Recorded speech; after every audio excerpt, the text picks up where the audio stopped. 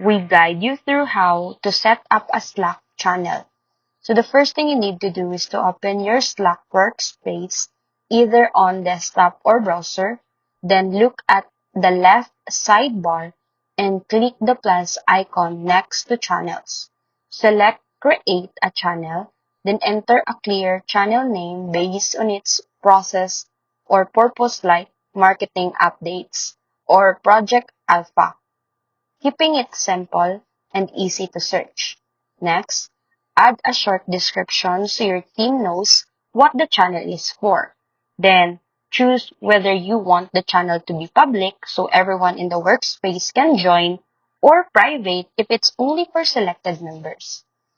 After that, click Create and Slack will open your new channel instantly. Now, invite teammates by clicking the Add People button or sharing the channel link.